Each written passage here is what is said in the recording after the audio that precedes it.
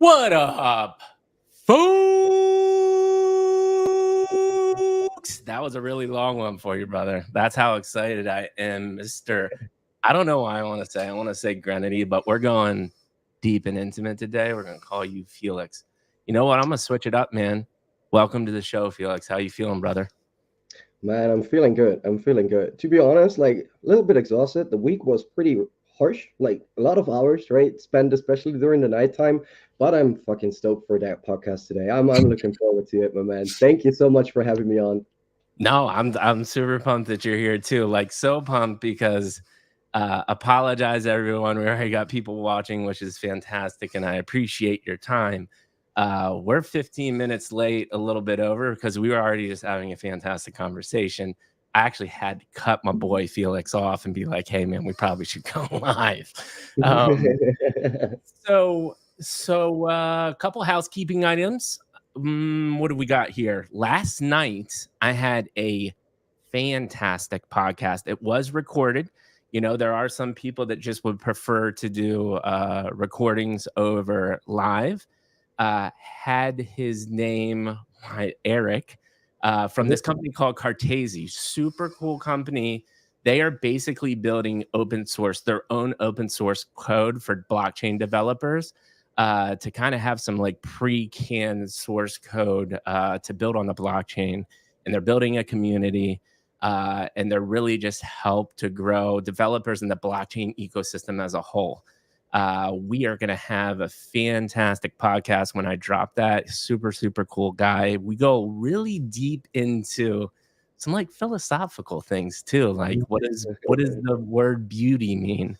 What does it Cool. mean to be? He was a digital nomad as well. And then, of course, we talk about entrepreneurship a lot on this show, but it was a beautiful conversation. Can't wait to drop that next week. But today, we have another SEI legend. And we were talking about this. I specifically made, and we've been doing this podcast for 2.5 years at this point. I saw the opportunity with SEI. I hope it is the diamond in the rough. You never know, though. Like it's a crapshoot at this point, right? We were talking about this last night. We are in the stage of blockchain as like who is the Amazon, the Google, the Facebooks, right? They're quite not yet emerged. You would say that Ethereum is top dog right now. Obviously Bitcoin because it was the first, but you talk about I think the NFT ecosystem as a whole. Solana is up there as well. But it'll be really interesting to see where it goes. But I do think Felix and I attracted to SEI because of the community. And I think we're pretty early and we're excited for all of you to be here. Before we get into the world famous midlife crisis question, though, we like to do, a legit formal introduction here. Most people hop on spaces and then they just start talking, but I want to give you a little breakdown of Felix. So Felix was born in Germany. He's currently living in Austria. And the dude, very few people do this. He just gone straight up. He's 31 years old. Thank you for sharing your age with me, man. A lot of people don't like to do that. Again, a sign of, dude, this is a raw, authentic human being. He's just dropping the age like it's not even a big deal. In real life, Tyler, right? I wanted to say Tyler like the name, but Tyler as in like masonry, correct? Like Exactly. Like shaping out bathrooms, poolside areas, stuff like that. Exactly. Which is awesome because I think there need to be more trade people in the world. Everything's service or web focused now. It's amazing to me how few little people can lay a tile or fix a faucet or put up drywall, right? So skill trade jobs like that I think are critically important. Joined Web3 around 21. Went through the Bored Ape craze just like me. I entered it like Bored Ape craze. Did not know what it was until it blew up. So we're kind of in the same time frame there when we entered Web3. Due to being sick, and we will talk about this, we've actually had some similar sickness of in the mental arena, which is, trust me, not a fun thing to go through. You left what year around did you leave in like 23 due to that? Yeah, last year in 2023, like it happened in January. Um, but I had like some time off of work, right? Like my boss was very understanding and all those kind of Right. things, and he said like, yeah, take some weeks off, some months off because work wasn't that much either in my company. And then I went like fully in April, May, something like that. Yeah. Yeah. Okay, cool. Yeah, I just wanted to make sure I got it right that it was in May of 23 is when you left and not when you came back. And then finally, and dude, I've been working, I watched myself and it was cringeworthy the amount of times I went, I'm really trying to stop doing that in my pauses. I'm working very hard at this, but I just did it. So finally, AI image creator, hence his project, Dystopia. He's been doing it for more than 2 years. I love the dystopian artwork. It's super, super cool. Uh, Super excited to be part of the community. And I think I did you justice. Did I miss anything, man? Anything you want to add in there? Is kind of the intro resume?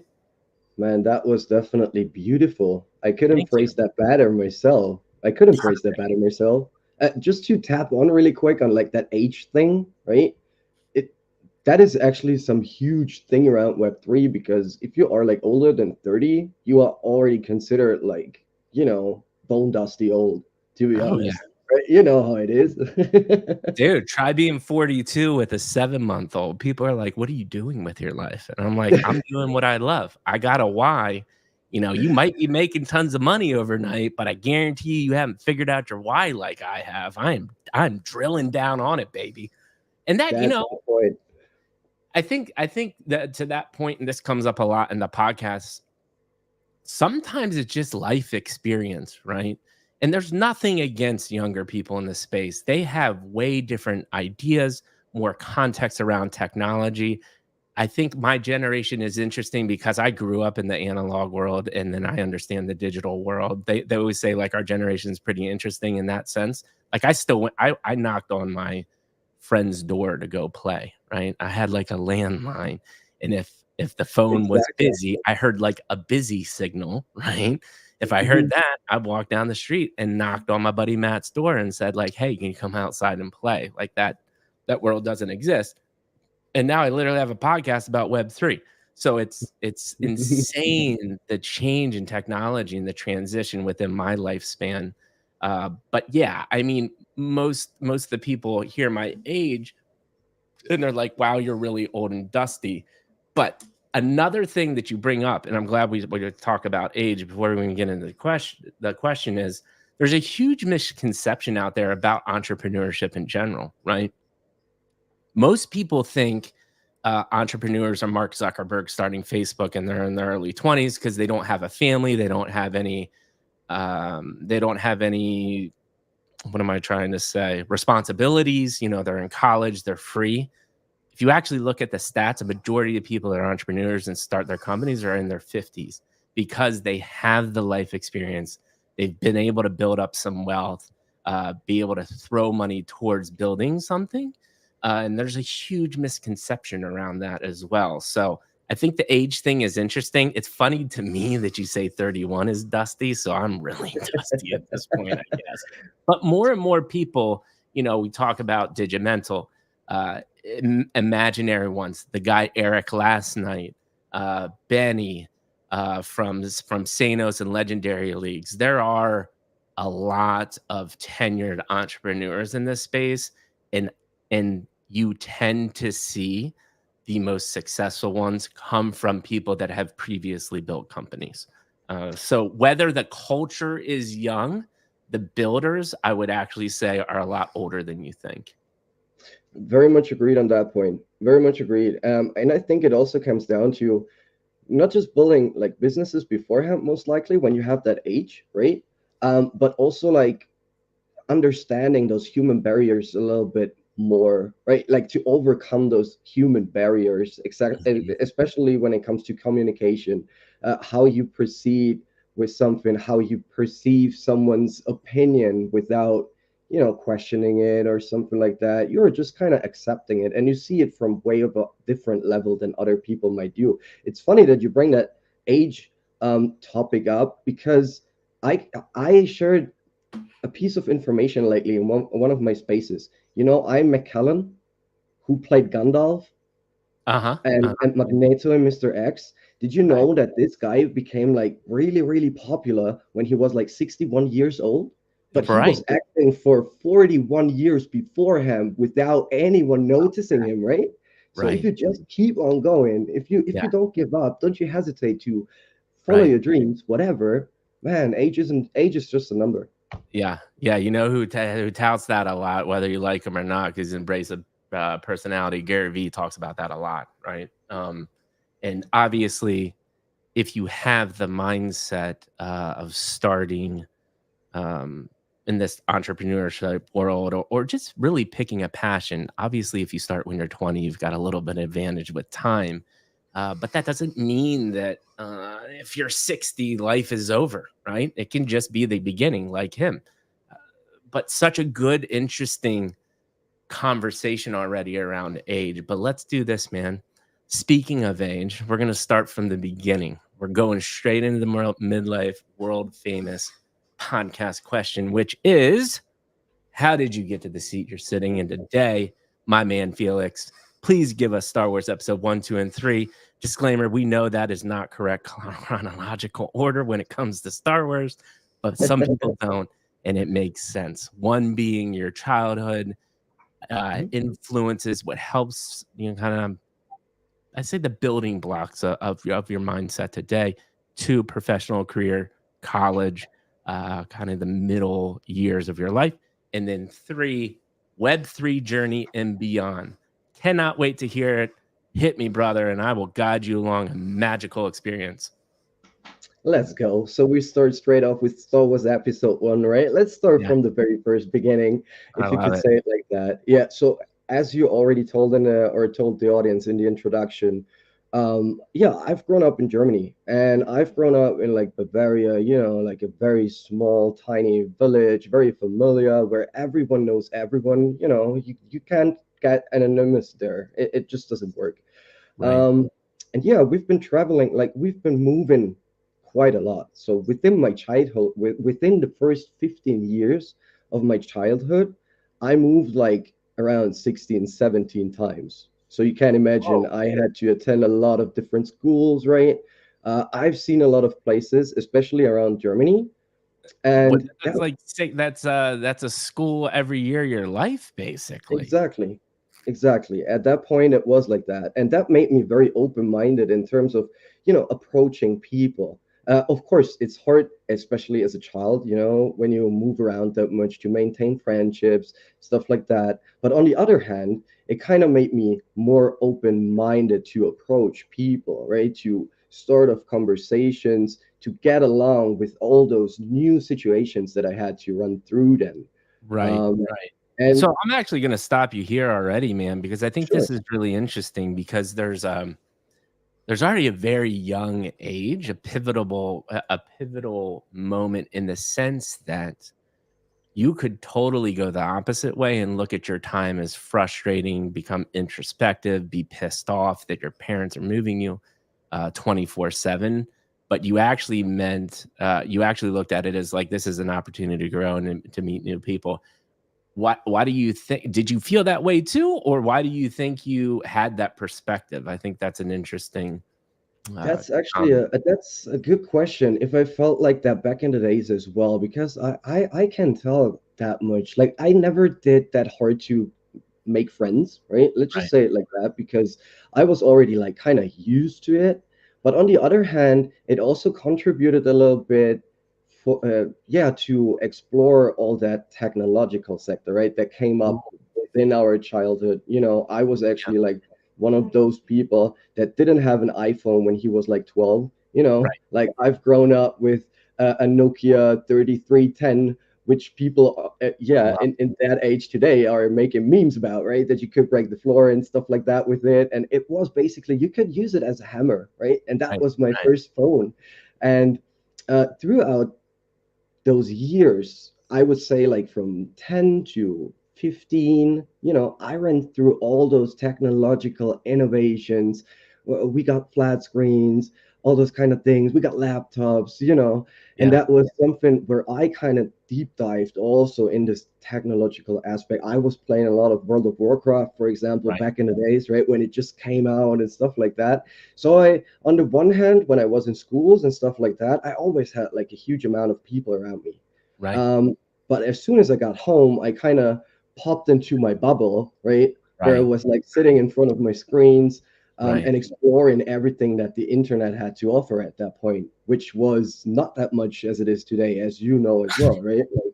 Like, I'm imagine. a console gamer, man. I didn't even have like, I think in high school, AOL was just coming out, right? And dial up was the thing. And so like Mhm. I'm playing like landline games with computers in rooms, like the original Command and Conquer. Like that's my PC gaming days.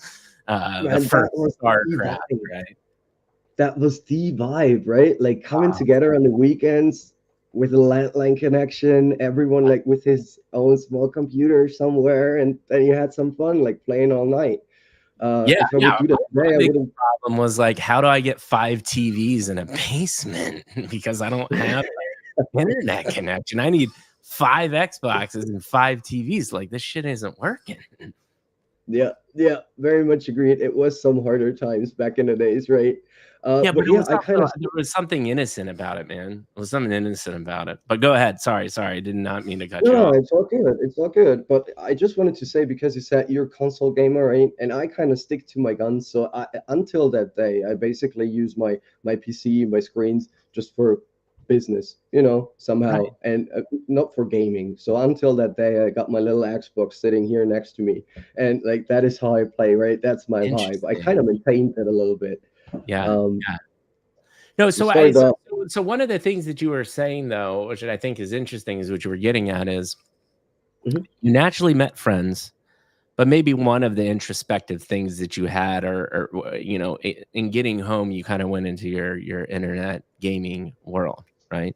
And that was another way that you dealt with kind of growing up.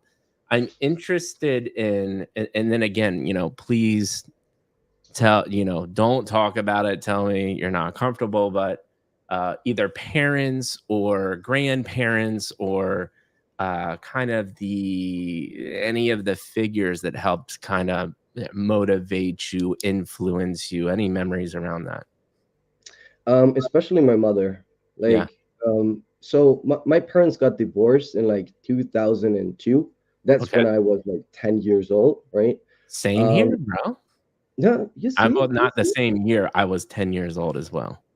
yeah, you see, we got some connection already when it comes to that. Hmm. And like, I A always tough time. consider, A tough yeah, time to go through that, it right? is.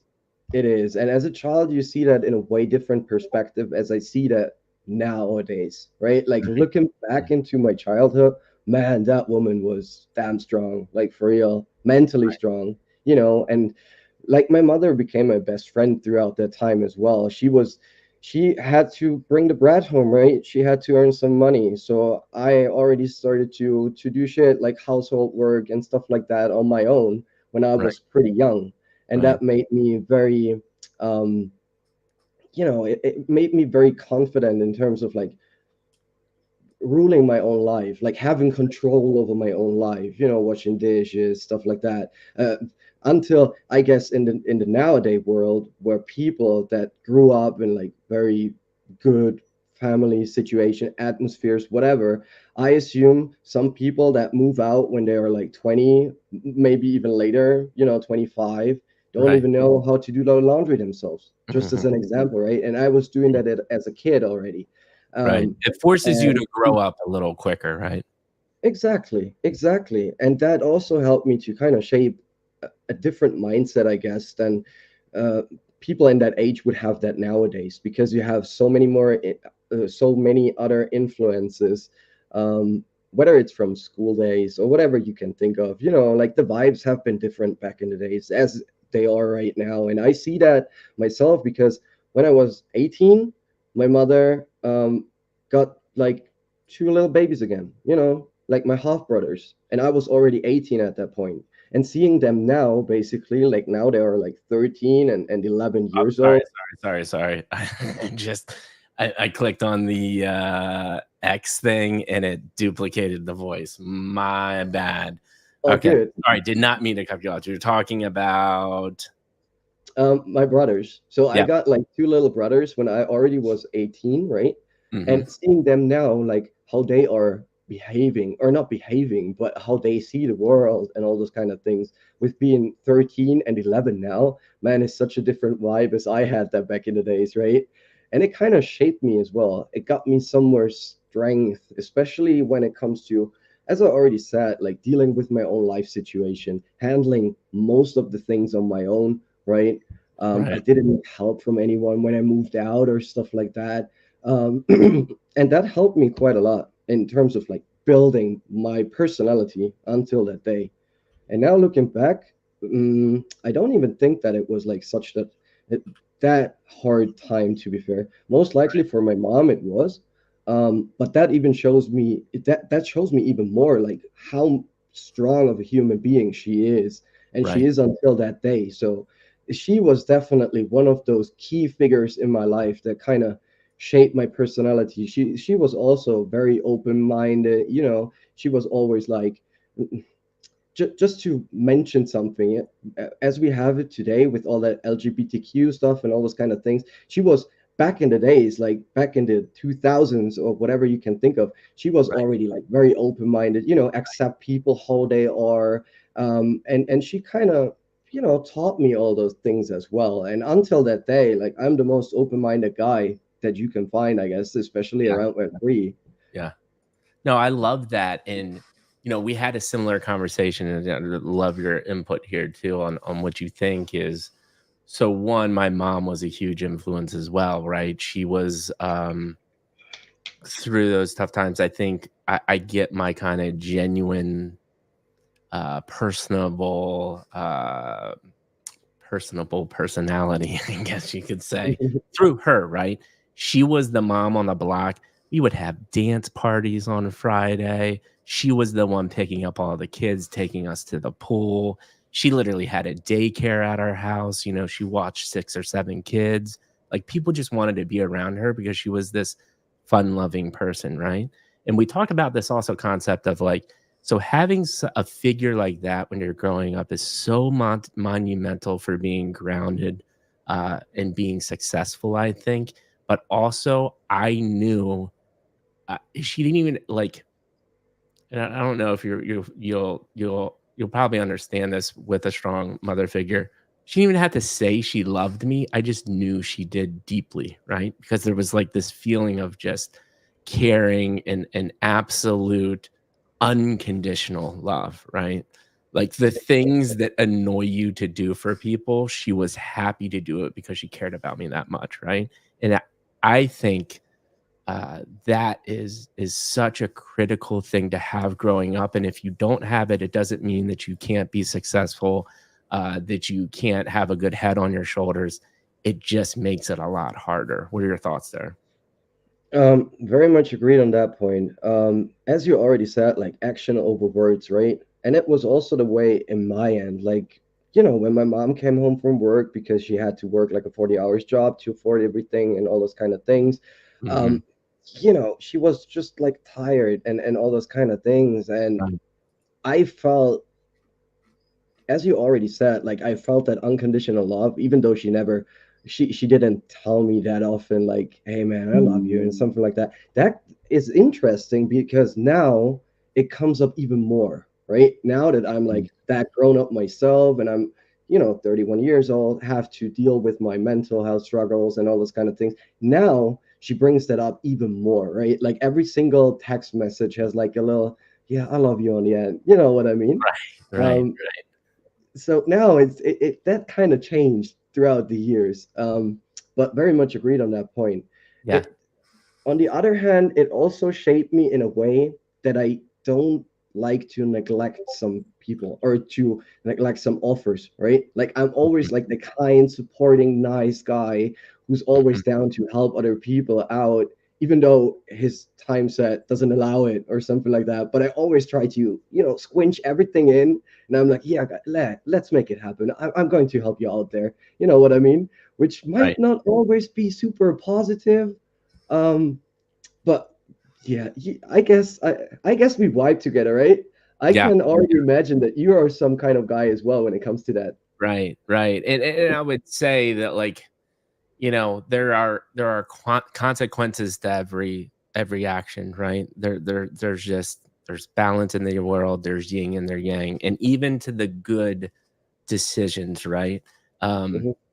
you know, you know, weirdly enough, now growing up and understanding and looking back what was going on, is my mom was deeply saddened inside. So for her way to get over that was to project this overwhelming kindness to the fact that it helped her shield a lot of things that were happening internally, which eventually blew up, right? Like it was your typical story of you know when you convince kids or younger youth that Disney movies is real life when it's so far from the truth, right? And she was True. portraying that to me, which also actually did me a disservice at some points as I grew older, right? So again, it was I still think at the core of it, it's the best thing that you can do for a younger person is that unconditional love, right?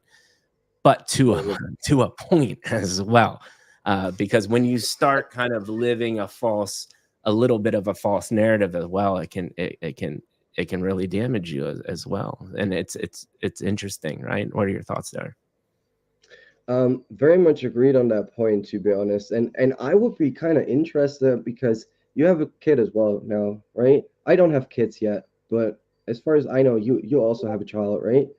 Yeah. Like, I would be interested, how are you dealing with that one now? Like, how are you seeing things growing up in this, yeah, in this life atmosphere, however you could tell that, right? Do you see that sometimes in yourself, that you are dealing like this as well? So so it's a Subconsciously. great question. It's a great question, and I think that I'm hearing an echo. Is that me or you? No, it went away. Um, I think that absolutely, I would have been in a lot more trouble if I had a son when my mom had a son at 19, because I was just growing up and I didn't know, right? I think there's benefits and negatives to having a kid early in life or later in life.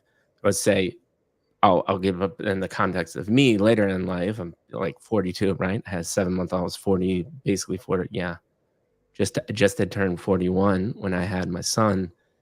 I obviously have a lot more money. I have some expendable cash. I'm able to do the things that I would want to do. Like we went to Disney World, right? Like I would not have been able to do that when I was 19.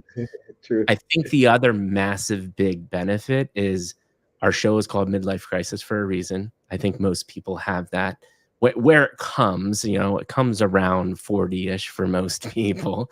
And I had gone through that, and we'll talk about this. I went through a major mental health crisis, and I could not imagine going through that with a kid in my life, right?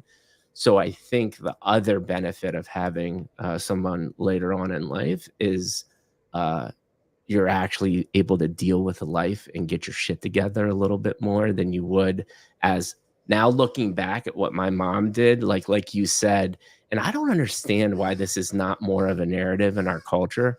Listen, man, the superheroes of this entire world are the moms, dude. Like, my mom Exactly. being 19, having Mhm. 2 kids, my dad was a mailman. He was making 30 some thousand bucks a year, but I'll tell you this, she somehow managed to make me feel like I was a millionaire, and we had food on the table. I had clothes. It wasn't like I felt like I was poor. We lived in, we were renting a townhome. We didn't own it, but I felt like I had, like, a really nice upbringing. And that's all the mom, man. Like, just it's just miraculous because if I said this when I took my son to like his first checkup, and You know, he has his first like major blowout in the car. And I just looked at my wife and I was like, how do people do this? And when they're 19 or 20, right? Because not and then you're layering on the like, I need to pay the bills. There's just anxiety and stress in life. And then you add that on, man, it's a whole nother can of worms. So to all the mothers, they're the real heroes in this world, brother. I mean, it's insane. Very much agree, my man. Very much agree. Huge shout out to all the moms down there, out there that are, handling things like they did, because it was basically the same situation, right? My mom was also 19 years old when she got me. 3 years later, she got my little brother, like from the same father back in those days, right? Because with 18, I got some half brothers as well. But yeah, she was dealing like with two children, right? At a Mhm. time when I think back when I was 19, oh shit, I couldn't handle shit at that point. Like for Right, real. I was just finding my way through life at that point, right? right. When you're graduating high school, all those kind of things, right? That was a phase where definitely children in my life would have been, man, I wouldn't know what to do with it, to be honest. I love kids, don't get me wrong, like, but I wouldn't have been able to take care of them properly, most likely in my current life situation at that point. So a lot of respect We're for making a my mom. short clip out of this. Power to the mothers. I can't wait to tweet about this. Yeah, Felix let's and I go. just vibing out about moms because they're superhumans, brother. They're superhumans. Let's go. They are for No, real, but like. I think that's a great question. I think there's positive and negatives to both. I mean, negative for me, I'm going to be 150 when my kid's in college, but that's fine. You know, I will have some I'll have some more context, I guess, and when he goes through that stuff. But yeah, no. I think there's benefits and negatives. Let's talk about. Yeah. I would say I'm interested in one more thing, kind of like childhood. Mother, a huge influence. I love that conversation. Your interest. So you talked about video games. You talked about computers and tech. Anything else like sports? Why do you think you were interested in those things? Was it a way to get away? Talk to me about science, math, video games, whatever it was that like really fascinated you in that time period of your life. Yeah, as I already said, it was basically like computers, internet, all those kind of things, the possibilities that it would offer you, right? So it kind of shaped me already a little bit when it comes to that, even though I never stepped into a profession like this, right? As we already said in the beginning, I'm just a Tyler, right? I'm just, I'm a hands crafty guy. I didn't step into this computer stuff like too much. But at Right, that point, especially like as I told you, I was playing a lot of World of Warcraft, stuff like that. Those have been like my consistent friendships at that point because I was moving that much, and in there, I always had like this consistency, which got me that consistency. And that was something that fascinated me a lot at that point, right, really a lot. right, Until I moved then to Austria, then things kind of changed. I got more into people, yeah, running around a little bit more, right, partying, stuff like that. right, Um, because that's actually a good thing, right? When I came to Austria with being German, when you come to Austria from Germany, right. like they have a huge, it's like a huge cliche, right? That Austrians don't like German people. Let's just say Really? it like that. And when you come into here as a German guy, you are like whoa, he's German, right? And through that, I came into contact with a lot of different people, and then I Right. kind of got rid of all that technological things. Hmm. Despite gaming, like Xbox gaming and stuff like that, I was always into that, even when I Right. was like, until that day. Right. Um, And but so yeah, that's you're when it saying that started. kind of like that introspective home life turned really morphed into social life once you went to Austria. Uh, any Exactly. That any was when I was 15, 16-ish. so other than your mother, and then we'll kind of move on to the working. Just any other thoughts of like uh skills or mindset, things that like impacted you as like really formative to you, I think is what I'm trying to say. Yeah, I see what you mean. Like, I've always been a lot into history, for example, right? Mm-hmm. And I'm like kind of in love with all those historical figures, most likely philosophers, stuff Yeah. like that. I'm a lot into philosophy myself as well. Like, I'm always questioning life and all those kind of Right. things. And Right. I kind of deep dived in all those old habits from like way back in the days. You know, Right. Greeks, Egypt, for example, is a Right. huge topic in my life. Like how those Interesting. people kind of lived their life, how their mindset already was at that time. Like 4,000, 5,000 years ago. Right. That is damn impressive. That was always damn impressive for me, to me. So I was really a lot into history, historical figures mostly, right? Like not those typical new age role models or Right. idols, Right. as you would say, most likely. So Yeah, so that was always give me one tidbit, that you take away from that. Like I've got some thoughts from um reading that stuff and bases of religions and stuff like that, but like are there any principles as that being part of your life that you really resonate with? what I really resonate with, to be really, really honest with you, Yeah. is mostly like Norse mythology, like Viking stuff and things like that. I also have that tattooed on my arm, right? As you can see. I'm really much into that, and not for the reason like how they lived or stuff like that, but how they've seen the world, right? Like, Right. so I'm a very nature guy. Like, I'm a Mhm. lot into nature. My whole living room looks like a jungle. I'm always outside camping whenever it's possible, fishing, and kind of like that connection to the nature.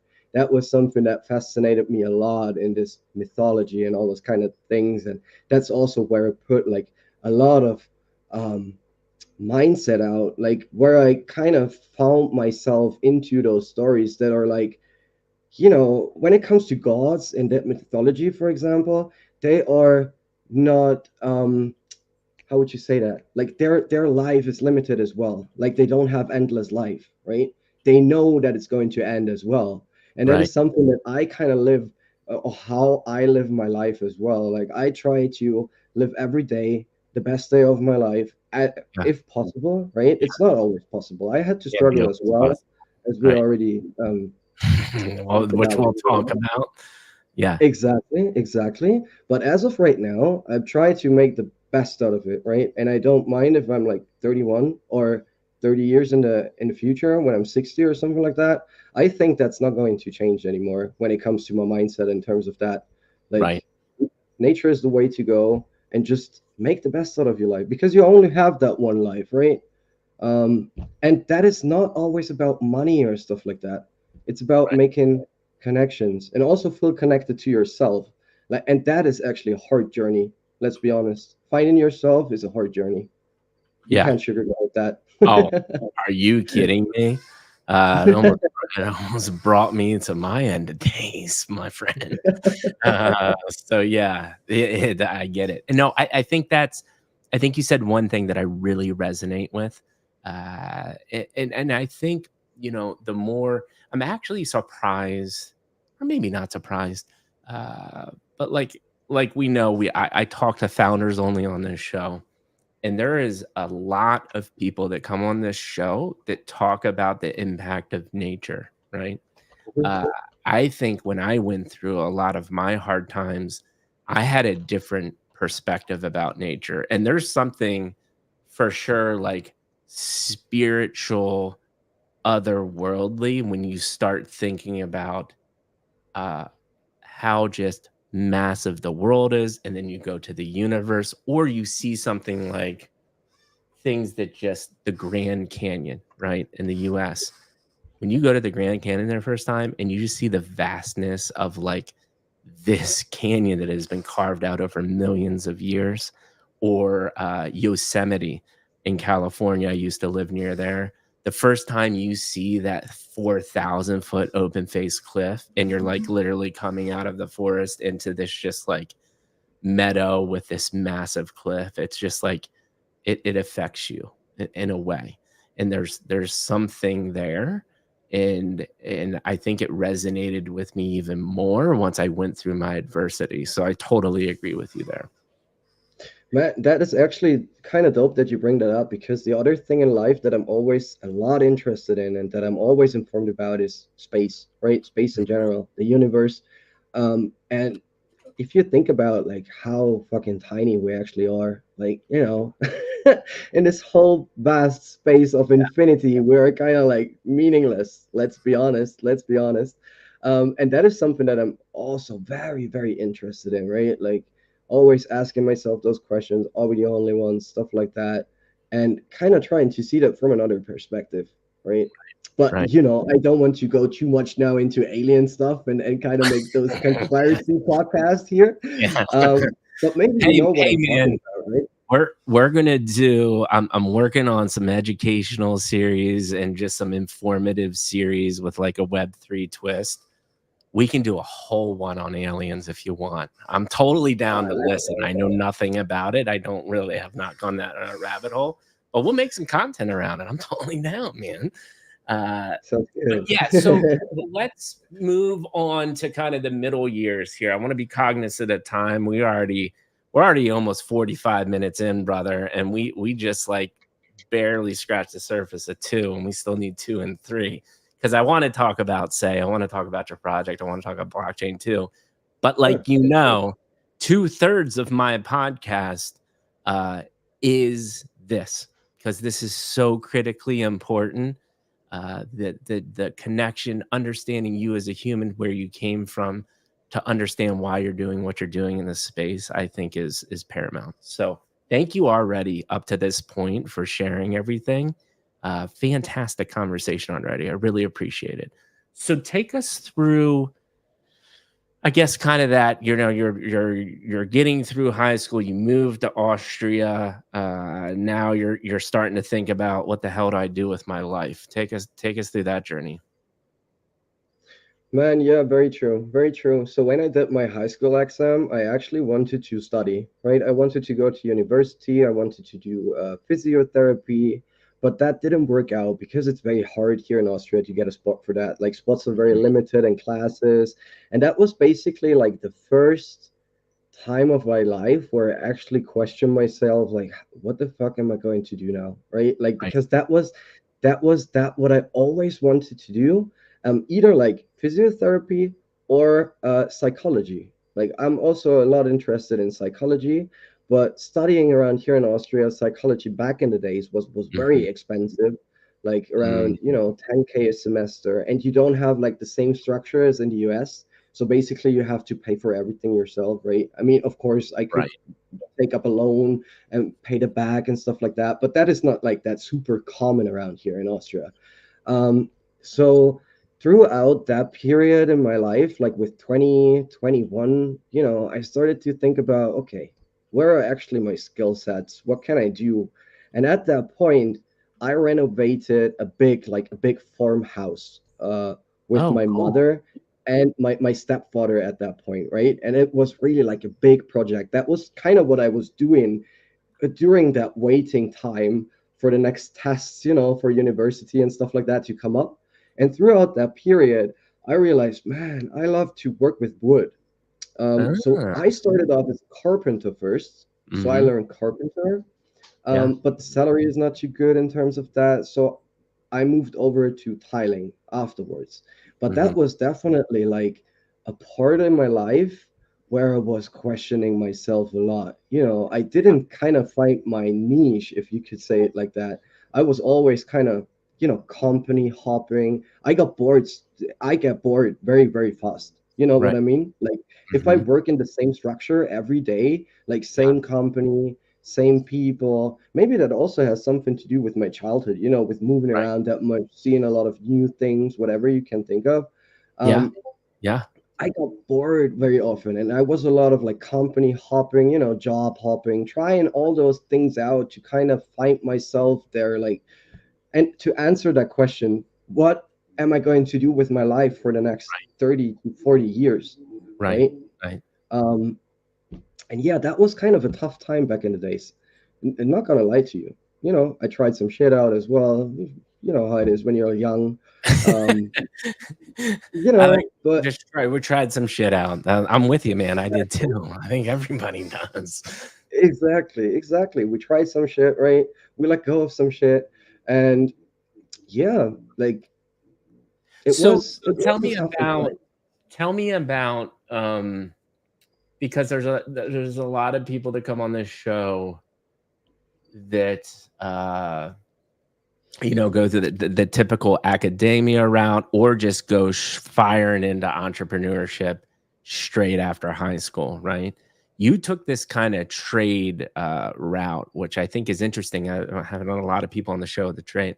I'd love to hear your perspective on kind of qualities and skill sets doing more of the carpentry and the tiling and those types of jobs that you think you got that maybe other people that are stuck in the corporate world didn't get? Yeah, definitely.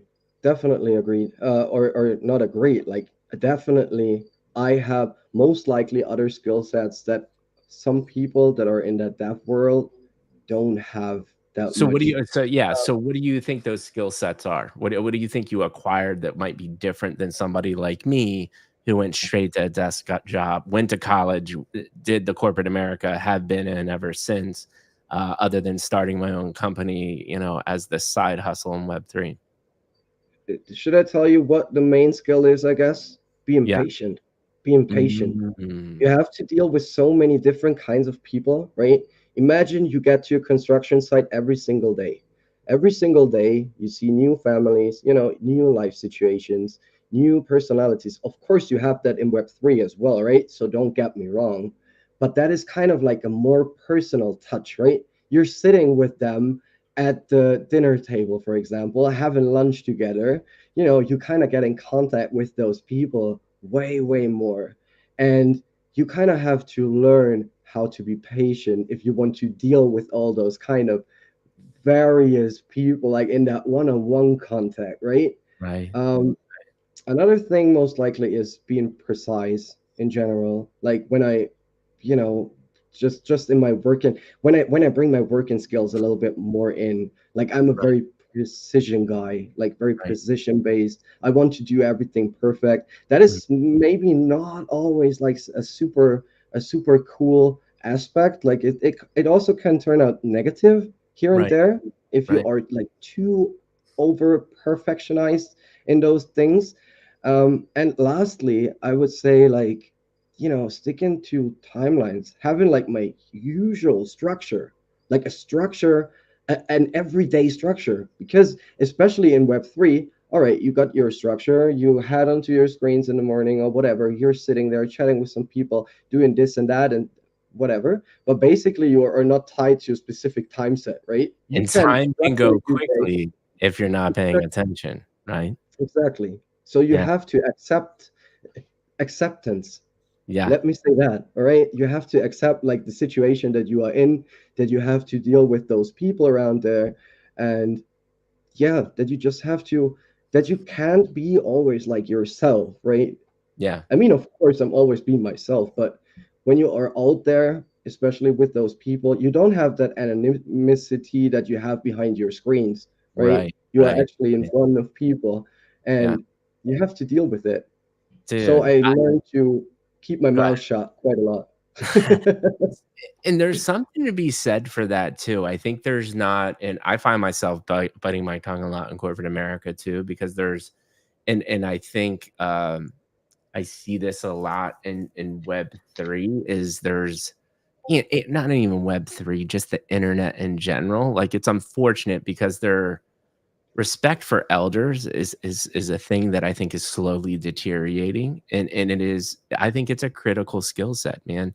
I think you. I Exactly. think I think there is just nothing that can replace experience, correct? And there are a lot of people that have a lot of really cool things to say, but you get, especially when you're younger, you think you know everything and you don't want to listen to anyone, and that's fine going through that. But listening to your elders and patience, I was really interested to see what you said because I had no clue where it was gonna go. But I think what you said totally makes sense. And I think the one that struck me the most was patience. And actually, this patience, in being meticulous, which totally makes sense because if you're working with your hands, especially let's say you're laying tile, or God forbid a frame carpenter or something like that, if you're a couple centimeters off, it could mean like, some You can bad lose your outcomes job, in right? structural integrity, right? Exactly. So like you do have to be really precise, and there's something to be said about that, especially to your point, which all ladders up to creating timelines, man. And people ask me this all the time. They're like, "Oh, it seems like you got a lot going on," and I feel like I still do a horrible job. And they're like, "What is your if you could pick one thing, what do you think is the most helpful tool you have in your arsenal to be successful and move things forward?" It 100% is planning. There's no way around it. I have this insane, it's called a Panda planner, right?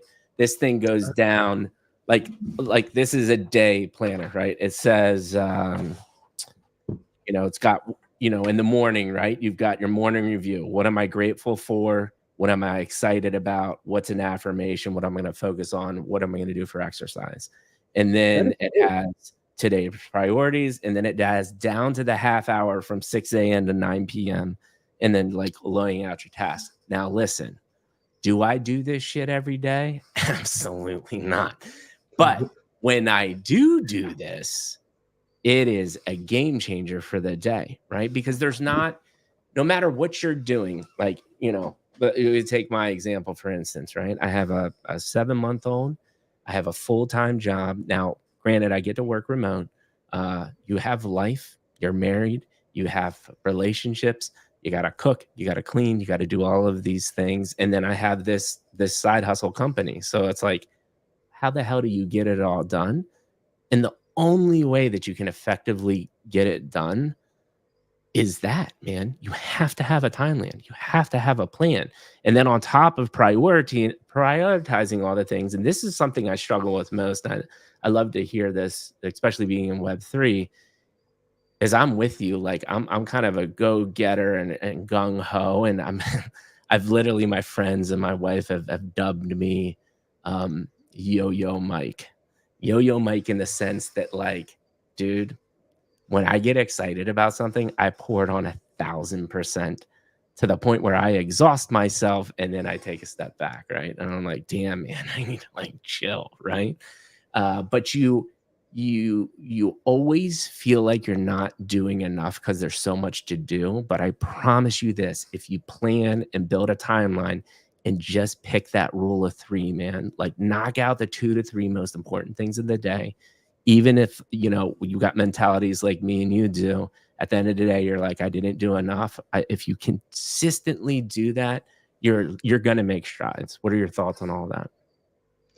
Very much agree when it comes to that, but I can't keep up with that myself every day.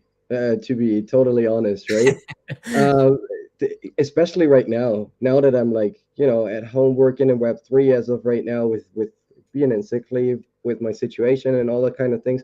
Of course, also for me, it happens, right, that I can't quite stick to that things, and it's kind of, I'm kind of feeling that what you said with the yo-yo mic. Right. I think I have kind of that personality aspect as well. When I dig something, I'm so overwhelmed and I give like 100,000% into it. Uh, um, and then I kind of take a bounce back, right. after a couple of weeks, and are like, yeah, okay, well, today maybe we're taking everything a little bit looser. Let's just say it like that. Yeah. But yeah, that is actually the thing why I love to be in Web3 as of right now, because man, I don't get bored by that shit. Like there's something new every day. There's the man, it's like New Year's Eve for my brain every fucking day. And Good you way to know, say it. that is like fireworks, things like that. So I also have ADHD, right? So Mhm. for me, kind of have this never-ending flow of new shit, of other people that I get in contact with, that is like so satisfying for me. Right. um So here and there, I don't even mind if I'm like a little bit chaotic here and there as well. But Right. most likely, I think that my life is most likely more structured than other people's life in this space in general. Right. Yeah. Right. Yeah. Listen, like I said, do I do that planner every day? Absolutely not. There are days that I just wake up and I just try to get through the day. Right. Uh, Yeah. but here's the other thing, and I will say this till I'm blue in the face, and all of the more successful people that have been on my show, there's there's one critical element to get through all of this, which is and we talked about this before the podcast, finding your why, man. And if you have, and the why cannot be, and I promise you this, it cannot be making money. It just cannot. If that's the only thing that you are chasing, I promise you will end up sad. Uh, and the why, and why I've been able to do this podcast for 2.5 years, is trust me, there's been plenty of times on a 6 p.m. on a Thursday where I just want to like crack open a nice California, Southern California craft beer, sit back, chill, and watch some TV. And I'm eyeing down a 2.5 hour podcast with a random person that I've never met. And then I do it, and I'm always reminded I love doing this, right? And it is my why, and it is my, I think it's my superpower to connect with people in a genuine way, and it is honestly, I think one of the reasons I was put on this earth, right? And I need to share that, and I need to continue to do that, and I think it's critically important. And having that gets me through the hard times and the chaos, right? It's so so important. What are your thoughts? No, that is a very good take that you have that you got there. And I actually wanted to bring that question up to you beforehand, but now you answered it already yourself. Like, do you feel like, especially hosting those podcasts and stuff like that, is kind of what drives you, to go on, and that you kind of found, as you already said, you kind of found your why, right? Right, And I'm right. feeling like that as well. Like I was traveling through life the last, let's just say, 13 years, right? Like with the end of high school, and then doing my tiling jobs and stuff like that until that day where I am right now.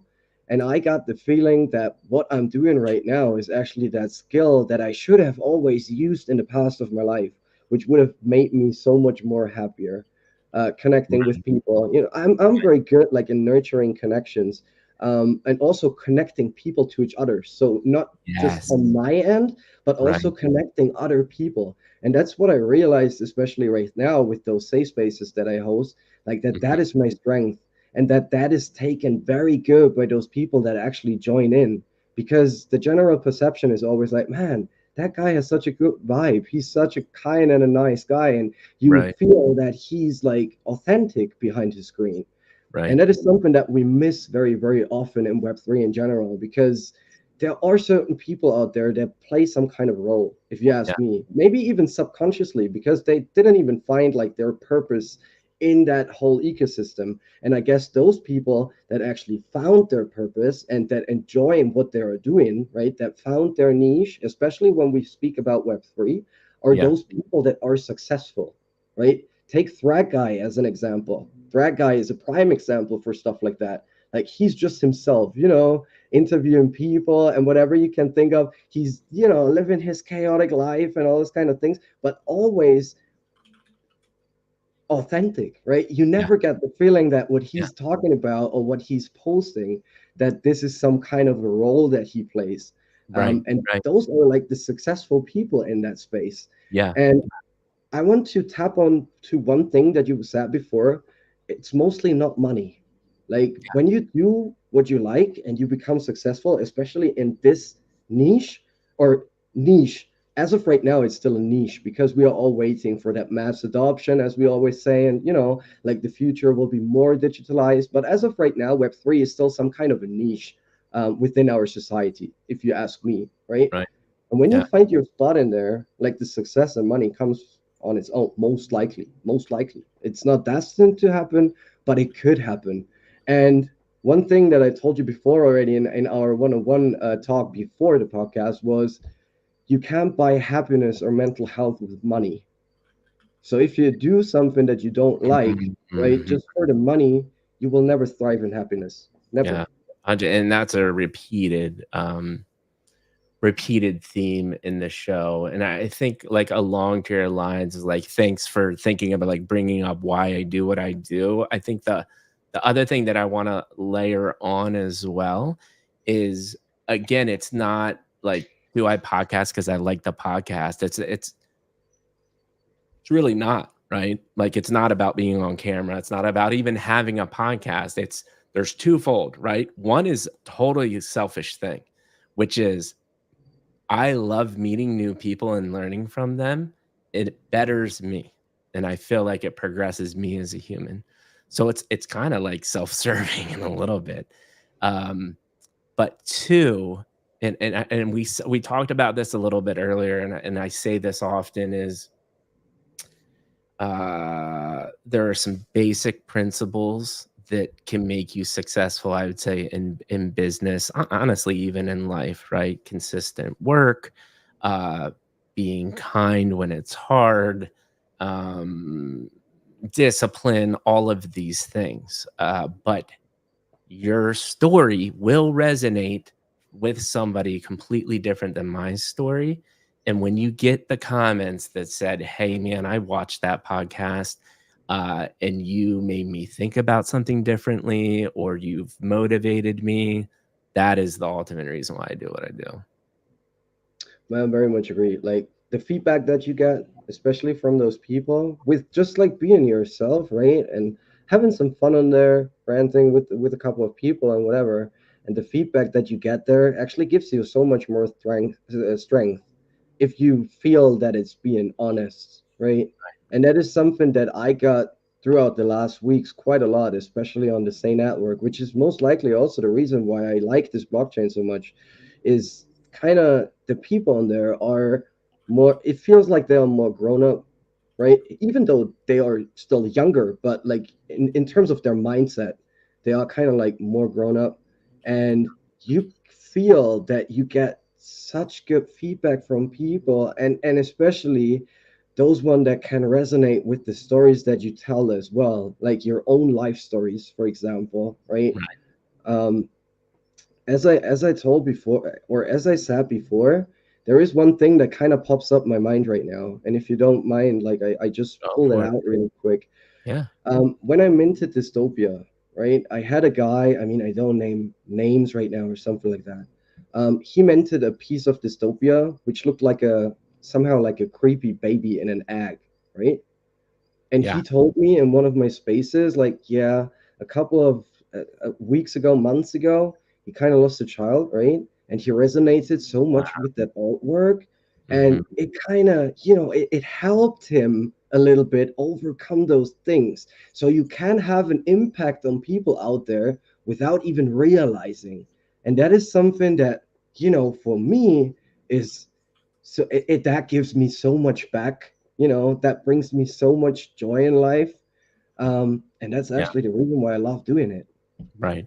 Yeah, and that's it, man. I mean, you talk to a lot of the people that are going to rest happier. It's what impact did you make, right? And Exactly. that is ultimately what you're doing. And it's really hard, man. It's really hard because, um, I'm sure people will listen to this and be like, "Oh, this guy who lives in Southern California has all of these idealistic views," and I am also acutely aware of that as well, right? I was born a white dude in America. Like, I already hit kind of the lottery in essence of like when you look at the world and having literally clean water, electricity, and like a an upbringing that was nice, right? Hmm. And so I don't take that for granted, but that does not change the fact that making an impact uh is one of the main things that you can do to, um, I think, be happy, feel fulfilled, and be successful. Find your why, as you said before, right? Like Yeah. grow yourself. And I guess it doesn't even matter which life situation you are in, right?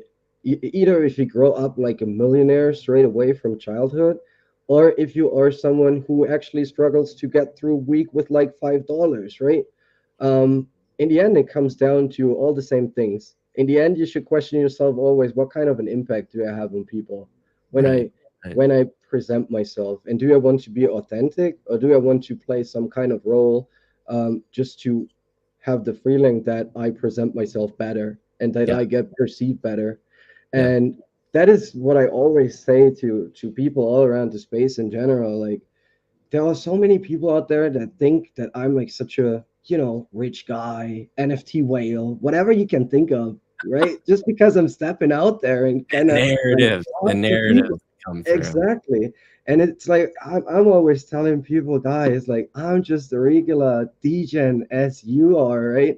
I'm just sitting behind my screens trying to make the best out of the situation that we are in right now, trying to, spread Web3 a little bit more into the society, maybe Web 2 world, whatever you can think of.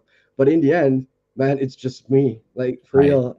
And I don't understand. Like, I get so much good feedback the last days. Like yesterday, for example, I had a space where someone popped in that was not even affiliated to blockchain or crypto or something like that. She just popped in because she said, "Hey, that is a good conversation that you guys got ongoing there," without Right. even realizing that it was basically about Web3 and stuff like that. And she Yeah. said to me, "Should I know you from somewhere? You look like you're kind of famous or something like that on your X profile, right?" And I was like, "Nah, not at all. I'm just like hanging around here." And the perception from people in the space themselves were like, "Nah, he's already like some kind of celebrity around the same network." And I'm like, "Fuck it, guys. No, I'm not. No, I'm not. I'm just me. I'm just Felix. I'm just sitting behind my screens, vibing with you all." And that gives me so much back, right? Like, just having this connection to those Yeah. people around there gives me so much back for my And it for my brings up own you mindset. bring you bring up a really good point, which is another one of the hardest things, especially in this space, which is ego, right? And Mhm. as you do get more notoriety and as you do get followers, it's such a battle. We actually had this conversation with the Zom I'm saying Grace. Mhm. I get Yeah. I told him, I was like, bro, yeah, that the name's not working with me, man. You made it too confusing. I just want to say zombie. But ego was a huge theme in that, right? And it gets people into a very uh bad place if you don't understand how to do it. And it's simple little things like that, right? Someone popping into your space thinking they know you from somewhere, people start hearing your names. I mean, I think I told you my background was doing production in LA for uh Geico, who's a huge car insurance company in the US, and we spent $2 billion on advertising, right? And so you can imagine with that amount of money, you get access to things, and just me making, piddly Geico commercials. I wasn't making movies or anything like that. There were times where I thought to myself, "Look, oh, I'm kind of becoming someone," right? And that was such a small fish in the sea, and so I get it, and I'm also aware of that too. And I think, we can kind of move the conversation on here too, as like talking about anything else you want to talk to and until about how you found Web3 and then fell out of Web3, because I think um one of the things I want to talk about is if you let that take a hold, it can start affecting your mental health and it can start turning into like some bad shit. Exactly. Yeah, very much agreed. Like, as we've been already talking about that beforehand, I started in crypto in like 21, right? Like, when those vibes have been very good, and especially in NFTs, everyone was so fucking hyped, and that is going to make the next million, and that project is going to be like the next super dope thing. And I kind of missed out on all of that stuff.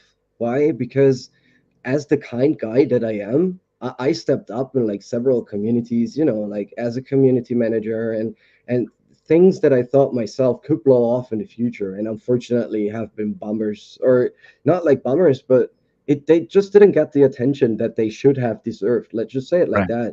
that. Right. There have been some dope projects back in the days that kind of we're flying under the radar of all those bigger things out there. And throughout that time, I kind of, forgot about like my own profits, not just in terms of money, but Right. like my own profits for life that I can take out of that. I kind of dived so deep into this community building aspects, like helping out those teams, especially for free. Like I never got paid in like back in the days on ETH for the work that I actually did there. And Right. then when everything kind of died down a little bit, I was still working in my Tyler job as well, like 40 hours a week job. Right. And when all of that shit kind of fell apart, especially like last year, or Mhm. yeah, end 22, beginning 23. Like when Right. everything kind of fell apart, man, that hit me a lot. Like for Yeah. real. I got that feeling that the shit that I was doing for like 2 years continuously, right? Like working in my 40 hours a week job and then sitting in front of my screens until like 2, 3 a.m. in the morning, Right. trying to shape something in that space, trying to build a community, whatever you can think of, and it Right. never succeeded. It was a feeling that, man, it's hard to describe. It's hard to describe. It's like someone punching a hole in your stomach, right? You feel Hmm. like you get that feeling, man, did I take the right decision, right? Yeah. Because I always felt like that is the way for me personally, that I can use that skill set when it comes to communicating, networking, that I can finally use. And then I was kind of facing those breakdowns and I had to, reevaluate somehow. Like, is that the right thing? And that Right. kind of brought me into a very, very bad situation. Like Right. for real. Right. And so, uh, it's I think I'm trying to say is that you think the main catalyst was the because you hit on a couple of things there. You're just so busy, you didn't know you didn't have time to think for yourself, right? And then it all falls apart in 23, and now you have some time to self-reflect. Then you have what you thought was going to be success, maybe not living up to the success that you thought you would have. Is there anything else there that kind of like really started um, that spark of kind of the downfall, the not great times? Like personal downfalls, you mean? Yeah. Yeah, yeah. So I had to struggle a lot with my mental health Right. throughout last year, right? So in the beginning of 23, I was kind of struck of within, um, yeah, at that time they kind of pointed it out in the hospital as some kind of epileptic attack. Uh-huh. It was in the morning hours, right? It was like the day before I went to work, like my tiling job actually, at 5 a.m. in the morning, something like that. I subconsciously woke up, so I can't remember shit. That is Right. just like what my girlfriend told me because she was lying next to me, and Right. I started screaming like I've never screamed like that in my life before, right? And I Wow. kind of heard that in my head. It was like dreaming, I was Yeah, like yeah. dreaming, and I kind of had the feeling that I have to scream now as loud as I can so that things could change or something like that, and started punching around, and that was ongoing for like 10, 15 minutes. Right. um, I came into hospital, right? I was staying in hospital for like a week. They did all kind of, yeah, they kind of did everything that you could make there, MRTs, the brainwave measurements, all Right. those kind of things, but they didn't find anything, right? They didn't find anything.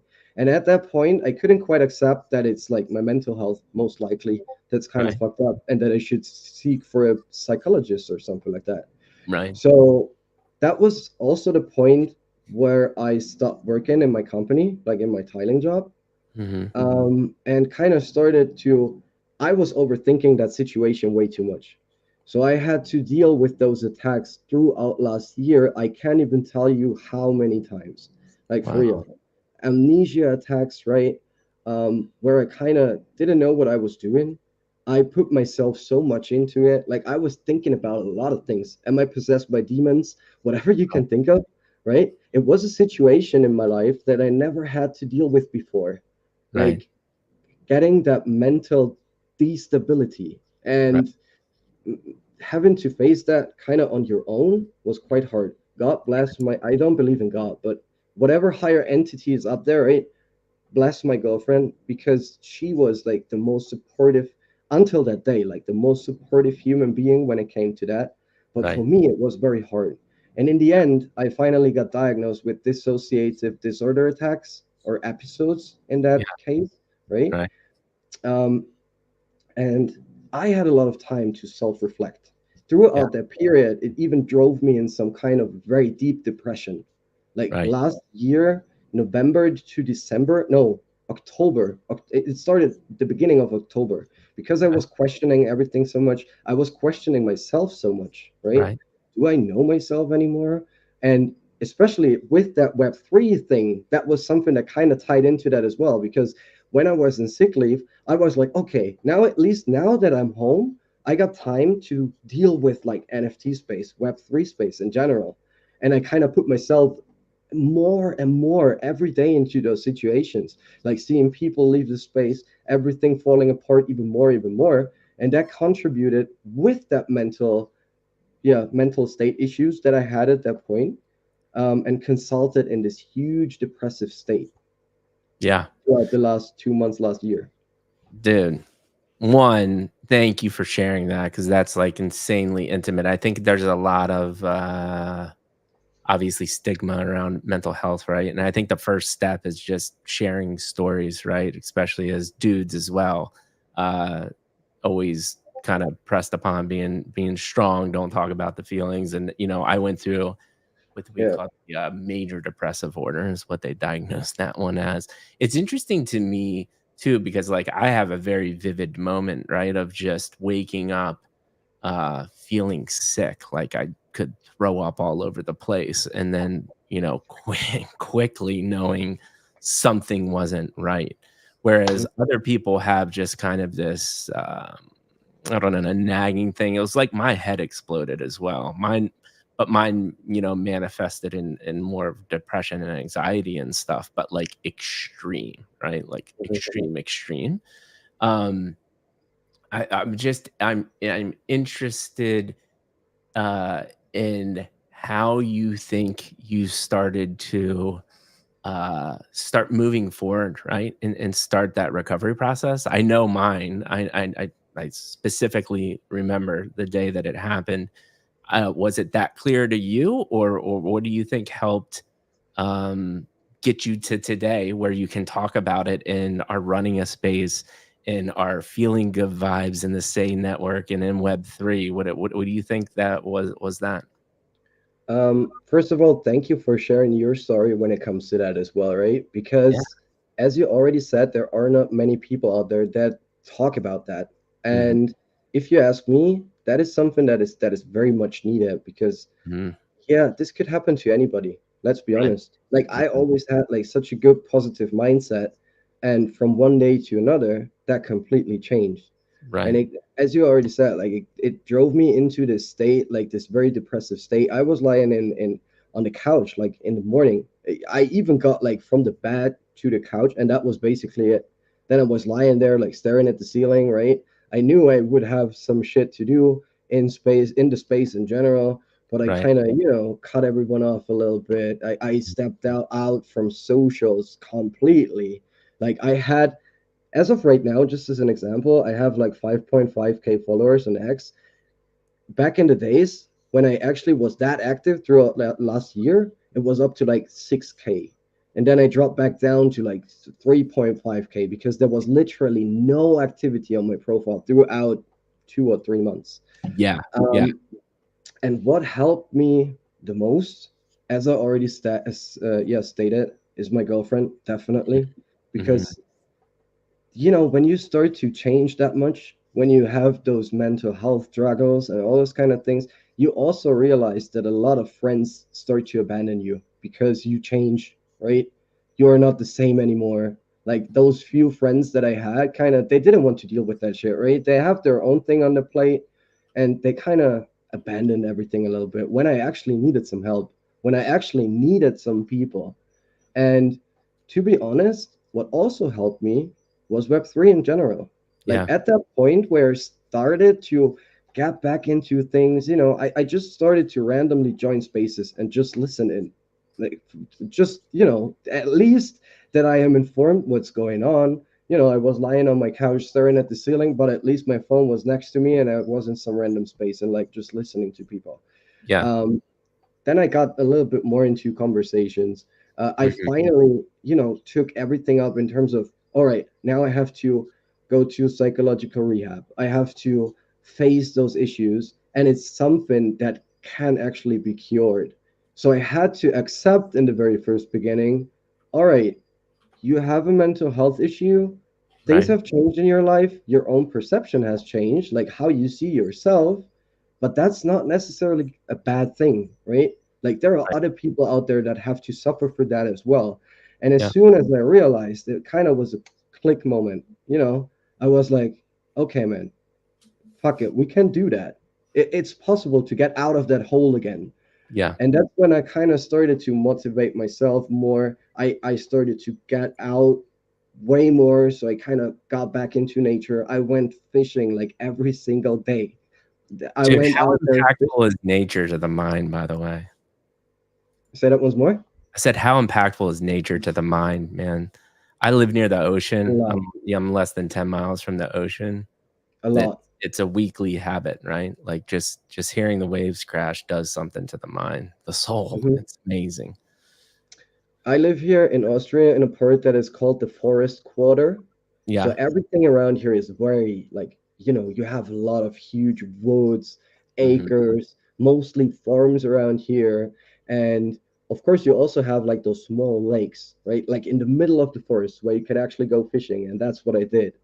And that is such a huge difference. Like Dude. just sitting outside in the nature, hearing those noises, right? Birds, as you said, like waves crashing, Mhm. whatever, leaves rustling in the trees or whatever. Mhm. It kind of helps you get your head clear a little bit. Like Yeah. if you start and you finally start to deal with the struggles in your head a little bit more. If you're struck or stuck in your apartment, isolating yourself the whole day, you always live in that blackness, however you could explain that. Mhm. Um, Most likely things are not that easy to change for you Right. because you always get confronted with all the bullshit. Let's just phrase it like that. There is no good word for that. It's Yeah. bullshit. Yeah. Let's be honest, right? Yeah. But just getting out there and see like wholesome things of life. Right. Like birds flying around, whatever you can think of. It's the easiest things, and that might sound dumb to some people out there. But believe me, guys, whenever we take that way too much for granted, there is a reason why we always say on the weekends, touch some grass and effort. There's a reason for that, right? Oh, Right? it's huge. And It'll tear you down, especially with the uh, negativity and pressure and anxiety that inducing that social media can be, especially when you later on you think you're missing everything and everyone else has Mhm, got more than you have. Like, dude, it can turn into a cocktail that can explode in your brain quickly. Um, exactly. yeah, I think you said, I think I would say two things for my situation, right? I Yeah. was so bad. And I know there's a lot of stigma around medicine or all this stuff. Mhm. Modern medicine in a support network. Support network is critical, right? If you don't have a support network, it is going to be very, very hard to figure it all out, right? And I say the same thing. My angel on in this world is my wife, right? 99.9% of the people in her situation would have told me, see you later, go fly a kite, I'm over, I'm done, right? But she's literally my guardian angel. So I had that. I obviously have very close friends and family, but I do also firmly believe if you are so far gone, if you can find the right medicine, it is, I'm firmly convinced that is one of the things I needed to start progressing as well. Uh, and one of the things that I'm interested in your answer to this, because it's one of the things I think about often. Um, when you go through something like that, you see some pretty horrific shit in your head, right? And and then you think about how you got out of it and um how the things that you had, mainly that support network, were so critical. And then you think about someone that went through that, that is in a really poor area, doesn't have parent figures, um, and doesn't have the support and the things that they need. I I don't think I ever thought I would be like say this, but like I really firmly understand why horrible things happen. And not Mm. on top of that, I I don't get as angry, or like I don't depending on the situation, just toss as much shade or blame, because bro, if I was in a situation like that and I didn't have what I had, you're damn straight I would have been doing some horrible shit, right? Does that resonate with you? Man, I'm feeling that so much. I'm Yeah, feeling that so much, especially afterwards when you overcame, like when you overcome all that bullshit, right? right. It lets you see like random situations in such a different light. Like as Yes. you already said, I don't get that angry anymore. I don't mind too much anymore about like nonsense problems, like those usual third world problems as we always call them, right? Yeah. Yeah. It changed so much. Basically, to be honest, it made me stronger as well in terms Right. of For mindset sure. and how I see things now. Um, it, there are Totally changes your perspective. But I think that the other thing that I'm saying is, you know, there's a lot of people that haven't gone through some really impactful, like serious shit like that, and they can easily sit on their high horse from their couch or behind a screen in the internet and be like, how could that person do such a horrible thing? And what I'm saying is, I sympathize with that person a lot of times now, because that person, you do not know if they've gone through the horrible shit and they're still just dealing with it. So like it helped me contextualize a lot more and understand, I think, at a deeper level, why horrible shit happens. now I got you. Now I got you. Yeah, sorry. Maybe I got that wrong No, beforehand, no, but no. yeah, I think what you said was right. I just saying I also had a spit on that as well. yeah. Yeah, no, very much agreed. Very much agreed. I'm feeling that somehow because and that is one thing that I said beforehand, right? As you said, like there are people out there sitting on their high horse and saying like, how can you do shit like that? That can happen to anybody, and it can happen like in a click moment. There is like one thing that might happen, and then you are in that situation yourself. So yeah, I can definitely understand that. I can definitely understand why Yeah. people take some actions or do some actions without thinking about the responsibilities or whatever you can think of, just because they have to, because they live through something right now, you Hmm. know. And Hmm. the biggest issue most likely is because we tend not to talk about that. Yeah. Yeah. Yeah. And Yeah. I mean, and that's again, it's just like, it just sucks, man, because it's so simple to have. Well, actually, it's not. We know this. It is not easy to talk about this stuff. Uh, I think it's more like the act of just having communication. Um, it's not that big of a task. Now, you can argue, and I do think it's taken me years to be able to. There's a craft about getting people to open up and having deeper, more authentic conversations. I wish more people. I think what I'm trying to say is, I wish more people realized how valuable of a skill set that is, because it's critically important, right? exactly. Mm. I also always try to encourage people to do that, right? Like, and for everyone who's seeing this, uh, either live right now or later on when it's like, put out there as the recorded version, guys, don't hesitate to, like, for real, I'm saying this straight into the camera. Don't Mm. hesitate to talk about your problems. And especially Web3 might be a place where it's very easy to do so because you will kind of live through that anonymity of your PFP or whatever, right? Like, Mm. nobody's going to, or let me phrase it that way. Maybe people will judge you for that because, man, society is, you know, is gruesome. Like it's horrific here in Norway. Brutal, Like our bro. society, Yeah, it's cruel. brutal. Thank you. That was the word that I was looking for. Um, but never hesitate to start speaking about it Yeah. because as soon as you start talking about those things, you can already feel that relief for yourself. And it doesn't matter how other people are taking that, right? If they take it positively or negatively, as Hmm. long as you start talking about it, it's already like a huge relief for yourself. It helps yourself coming over some things, right? Yeah. Um, Yeah. The one of the things that I thought too, though, is like, and this is the other thing that I talk about. This I love about the podcast, right? Is um, we're in two very drastic different parts of the world, but we're both human, and the things that we are talking about are universal, right? It doesn't matter if you're in China, doesn't matter if you're in Australia, America, Canada, Austria. This shit is universal. And it's just crazy to me that you can get on the internet and the people get so radical about their beliefs when it's like, man, we all bleed red blood and we're all going through the same simple principles and struggles. So I think conversations like this are beautiful and there needs to be more of them for sure. Man, I'm actually very grateful that we have that conversation right now about those things because very much agreed on that point. That is something that is more needed out there.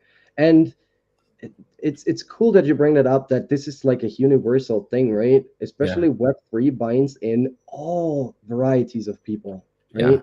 But in the end, we all have to live through some shit, whether it's big or not too big for someone. Like a small issue for you could be a big issue for someone else out there, right? Mhm. And we all have to live through some shit. And I know we all live in this, positive, good vibes bubble, however you want to phrase that. But in the end, we all have to deal with something. Mhm.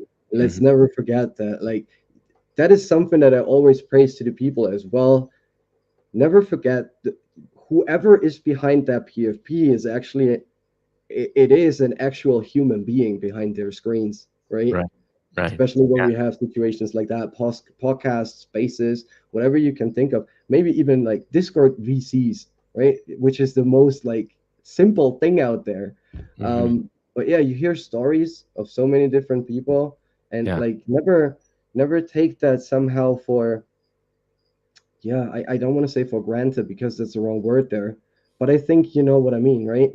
Like never take that as Yeah, that's that. I think people, uh, what you're trying to say, and what I think is one of the main issues of the internet culture is, uh, don't be desensitized. Don't to the fact that there is a human on the other side of that. You know, it's exactly. easy, and that's I'm firmly because think about the shit that you will type compared to half of that shit you would not say to somebody in at their face in real life, right? But you got your little safety net with the screen, and people just vitriol and horrible shit. But yeah, and I think that's the thing is just like know that there's another human on the side of it, and what would you actually do in real life? Um, and if you would say all that stuff in real life, there's probably some deep self-reflection that you need to do there, because that's probably not appropriate. So yeah, that that's I a good statement. fantastic conversation, man. I knew I was excited because you were open. I get very rarely have people that are open and willing to talk about the mental health side. And I think that's you asked why I do what I do. Obviously want to continue to increase that narrative into the stuff I do as we get bigger and grow more following. I think it's maybe you and me can have some side spaces about it. Who the hell knows? I think the I think the tricky thing is though is I want to like because it's sticky, right? I don't ever want to have somebody, and this is one of the things that terrifies me talking about this, is someone to come in, hear what I have to say, and take it as like this is what I should do. Like you always have to seek like professional help, medical advice. Like people are trained on this, right? And so there's that very fine line. But I think as long as you're prefacing it as like, listen, we're not telling you what to do. We're just sharing our stories because we think it's important to talk about that. I'm good with that.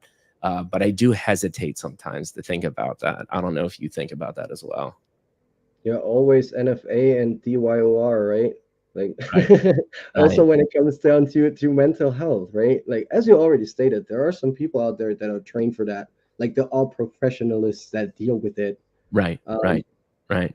let's Yeah, never but forget about there's that. something, there's something about the internet that can do that is magical. Like we said, is like True. some people don't have a support network, but fortunately, the cost of internet and just even having a cell phone gets cheaper and cheaper every day, and that could be their outlet that actually helps change their life. So it's important as that way as well. I want to be cognizant of time because my wife uh, will kill me every time that I am a little bit late, and it sucks because it is 3:53 already. So I'm trying to think about how we could do this. I still want to talk about your project and say I think I could go probably for another 20 minutes. So if we can get to like 4:10, so I want to obviously give you time to say any last words about the mental health snippet. And then let's get into Say and Web3, talk about your project. And then obviously, I think we can continue and build the relationships and the conversations through your spaces. I'm going to start a space as well. We still have the podcast. We have many forums to chat. So I'm excited to continue to grow this in the future. Man, I most likely I have the perfect transition for you when it comes to that right now, Love it. because those pieces that you see in dystopia Yeah. is actually some kind of the self-reflection that I had to deal with throughout this mental health struggle episode, right? Like the depression and all those kind of things.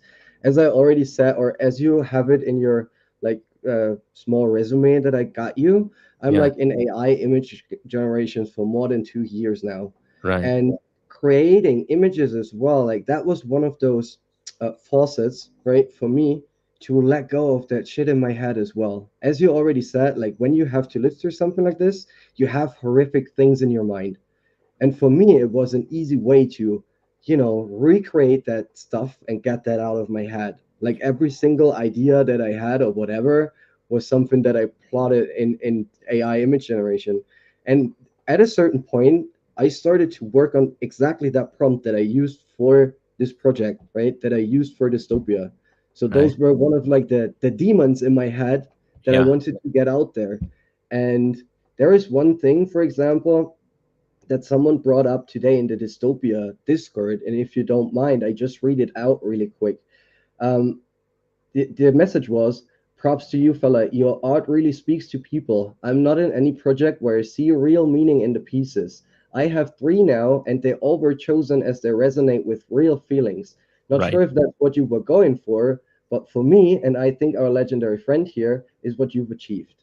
Yeah. And that Dude, was definitely literally live in real, Uncle Cuban just bought a piece because again, this is like me and you are doing our why right now. I have this podcast so people get your context. He's listened to this conversation and he's like, this dude speaks to me. I'm gonna go pick up a piece of art. That's really why I do what I do as well. Right. Uh, and it's cool, man. It's magical. And I think uh again, you did not make dystopia to make art and make money. You made it because you had it was a feeling and it was you were trying to convey emotion and you had a meaning to what you were doing, which we talked about. We're coming full circle here, brother. We're coming full circle. we Uh, got this. We got yeah, this. so that totally makes sense. I think one of the things I want to talk about though is like uh give us kind of the quick rundown of the process going through creating a project on Say. How did that feel? I think people are always interested from a founder's perspective what that process was like, struggles, hurdles, or wins that you think you had as well. I'd be interested in that. Yeah. So to be fair, like putting a project out on Say is damn easy. Like Right, compared to Ethereum, or uh, also Solana, especially when it comes to a cost factor, right? Like Say is very cost effective when it comes to that, like deployment costs, all those kind of things. Let's be honest, like it's a perfect entry point for everyone out here, right? Where whatever life situation you are in, or how much money you need within a week to live a good life. So it's something that is affordable to anyone. That was a huge point for me as well, because as of right now, with being in sick leave, right, I don't have Yeah. like that super big payment Right. uh, structure. And Yeah. so for me, it was just an easy way to put that out there. Right. The hurdles, one of the hurdles is definitely that I'm not a dev, right? Like I know how to create art, I know how to build a community, but I don't know shit when it comes to deploying contracts, creating a metadata, stuff like that. So that Yeah. was that have been the hurdles for me when it comes to that, and are until today. Because as of right now, I'm actually running the project completely by my own. Of course, I have my moderator team, right? I have my collab manager, all those kind of things. But in the end, like I'm the founder myself. I don't have anyone else on the team besides me, right? Right. So I have to deal with all those things myself. The Hmm. positive aspect through my say something spaces that I hosted, I nurtured so many connections that it was easy in the end to get that sorted, right? So I just reached out to someone. In that case, it was the Samurai's founder. I reached out to him, and he did basically everything for me when it comes to deploying metadata or creating metadata, deploying a contract, and getting everything ready on the launchpad, Yeah. right? So connections, like your network is your net worth, as they always say, and that 100%. definitely took a big part in creating that. Yeah. Um, and yeah, the biggest success was kind of the interest, like how Hmm. people perceive that art. Because as you said in the beginning, for me, it was not to create to make money. I actually wanted to create some kind of a community. I've seen that people have been much interested in me throughout my spaces and all those kind of things, and also because I Hmm. was jumping around different servers and all those kind of things. And I wanted to create a community, right, where people actually that want it have that one-to-one access with me, like on a simple base in a Discord, right, where I'm always active. But I Right. didn't want to create an alpha group or something like that. So I thought, okay, let's put an NFT out, like low supply, get those people the chance to get their hands onto it, and let's make something different. Because everything on the ecosystem, and not just on Say, but also on Ethereum, Solana, whatever blockchain you could think of, Right. everything is always so vibrant, Mm. so vibrant, so graphic. And I wanted to put something out there that kind of touches people in another way. Yeah. So that was the reason why I took that dark art scheme Right. um, for my project in general, and Yeah. it got like taken so good. And that was like the most success to me, or the biggest success to me, is that it was taken so good, because I was considering very, very hard, man, should I drop this? Because there are some pieces in there that kind of make you feel some way, right? And not maybe always positively, Yeah. but yeah, it touched the people, it touched their souls. And that was something that, man, gave me so much back, like for real. Like sitting there throughout the minting process and seeing the bar climbing up, like within no time, So like we cool. minted out within 2 hours, right? Like Yeah. OG whitelist phase, and then it went public, and it was there for like not even a minute, a couple of Yeah. seconds, and everything was gone. And just seeing that people are actually interested in what I wanted to present to them, and Yeah. also kind of understood afterwards what my idea was behind of all those things. Right. Um, that it gives you such a good feeling, like for Yeah. real. That's really cool, man. And again, like we do, having the backstory, it all comes full circle and it makes sense. I think I have a bajillion more questions. I'll keep it to only a couple so we can start Sure. wrapping it up. And like I said, we'll talk many more times in the future. But Absolutely down a for it. couple things. I think uh, the dev part.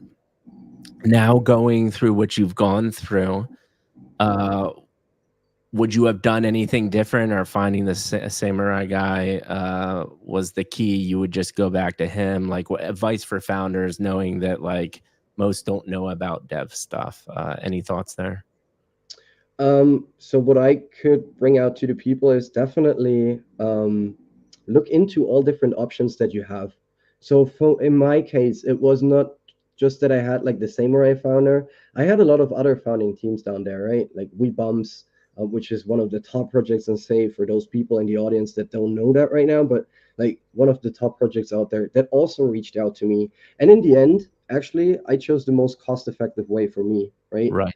Right. which wouldn't take too much of that mint revenue out, where people don't have to pay additional fees for a paid mint. So I kind of wanted to align all that dev back end work that I couldn't handle, but I would have an influence on how it's going to be done. I wanted it to get the best outcome and the most cost effective outcome for the community as well, because I didn't want to milk someone out of his liquidity, right? I just wanted to give something to people. Yeah. And yeah, definitely consider to, you know, take every single option that you have out there into consideration when you want to do something like that and you are not informed on the dev end, because as of right now there are not so many say native devs actually around here. Like on this ecosystem, it's basically like a handful of people Yeah. that are actually very good in what they're doing, right? Mhm. And I think everyone who is already in this ecosystem knows those guys that I'm talking about. Like, just a quick shout out to Mueller, Decoder Dev. Like those are people that are actually they have their skills when it comes to that. But Right. those things are also going to change as soon as we see say V2, which is coming soon in a couple of weeks with the Yeah. parallelized EVM, so Yeah. Ethereum Virtual Machine, where Yeah, and it basically opens up Solidity as a dev exactly framework, right? And that's gonna be a game changer to see who and where people come. exactly that brings Yeah, way no, more depth into the game. that's a great explanation. I think my follow-up question to that is, what do you love about Say, man? Why did you pick it? What pumps you up about it? To be honest, like in the beginning when I joined in January, it was those early days vibes, right? Yeah, Like yeah, everyone was so fucking hyped about it. The entry point was pretty low. It's damn fast. Like for real, if you ever made a transaction on Say and you did a transaction on Ethereum, yeah, man, you are going to be fucking amazed like by how yeah, fast it is and yeah, also how cost effective it is, right? We've seen that we bump EVM DevNet test mint, quite a complicated name, but where you could actually mint on the testnet with your MetaMask.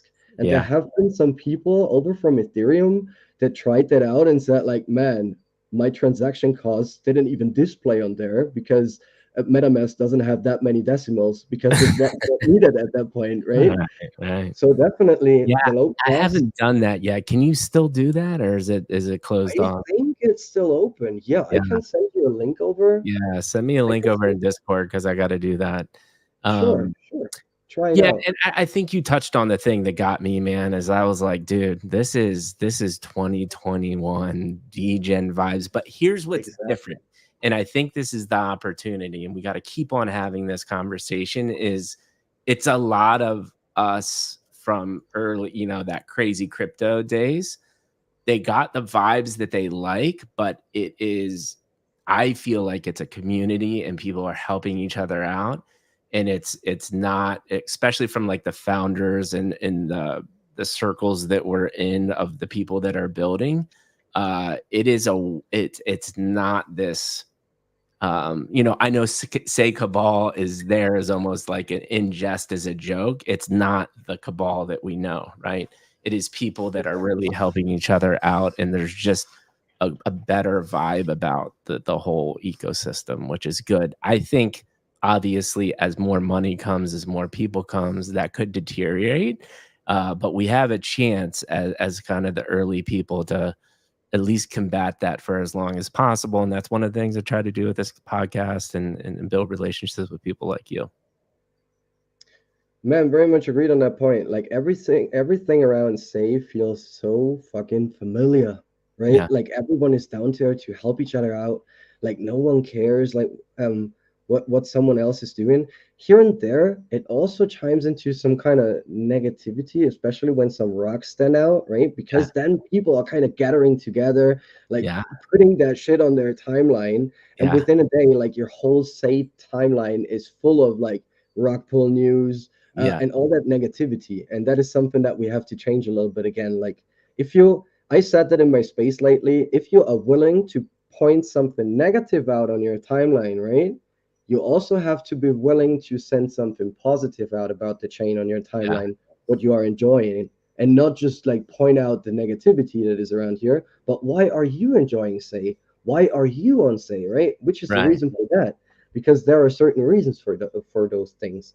And that community aspect is so big around here. It's And huge. also, if you ask me, like it seems like the community in general is a little bit more grown up Yeah. compared to back in the days, in 22 Bull Run ETH, for example. Hmm. It feels like everyone is way more grown up, and as you said, like way more supportive, which is also the reason why I have to say something spaces, because I gather in there like all different types of founders, Yeah. builders, a lot of different projects, and in the end, they mostly come up with some connection, or they mostly come up with like supporting each other's afterwards, Yeah. because then they say, okay, yeah, man, your project is cool as well. Let's make something happen.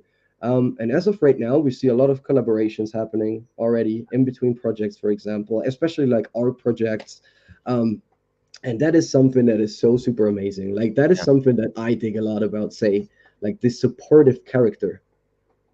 No, no, I love it, and I agree with you. And I think the one that thing that I resonate most with is, uh, there is a mature aspect to it, in sense of like, yeah, I know it can be a little toxic when you're like calling out rugs like obsessively, but I also think that this community does better than ever is the call, like back in ETH, back in the DDEN days, there were a couple people that were calling him out. There was Rug Pull Finder and a couple of these other projects, but they were the only ones doing it. Whereas here, it's like a cohort of community making sure that they get the message out, which can be a little aggressive sometimes. But I'm with you too. There's always, I think there's a good balance, a little more maturity that I see, and I think it is because a lot of people came from, a couple years ago, so they have that maturity, and that's what I'm seeing it evolve in founders, in ecosystems like Say, and that's just a product of regular evolution, and it's really cool to see. Um, so let's do this, man. I gotta go sooner than later, so want to do two things, and then it'll close it out. Well, three All right. things. Okay. Uh, Okay. I want to give you a chance to talk about the next, let's say, 6 to 12 months of Felix and Dystopia, or anything else that you want to talk about in the future. Two, I will ask you one last question, super softball question. I always ask it on every show. Three, I'll say my closing comments, and then we'll call it a day. All So, right. So first question. yeah. Next 6 to 12 months with Felix, Dystopia, anything you want to talk about upcoming? Yeah, so when it comes down to Felix on Say in general, most likely I want to somehow maintain my position here as a Spaces host, right? I'm really deep into the Say Foundation as well, like direct contact with like official Say network community people, community managers, like actual team members, right? We're nurture some good connections right now. Dude, you So I gotta hook me up definitely, because I want some of them on my show. of course, man, we can organize that. I'm going to put you in a group chat with them. Sure, man, Awesome. definitely down Love it. for it. And that is kind of where I want to, I want to continue with my Say Something spaces. I want to bring that out to more people. Hopefully, Say V2 is going to be a little bit of a game changer that brings some chain hoppers over, maybe, because of the new ETH thefts flooding into the ecosystem, maybe because of Solidity being integrated and stuff like that. And of course, like building out Dystopia even more. As of right now, I'm already working on a second collection drop.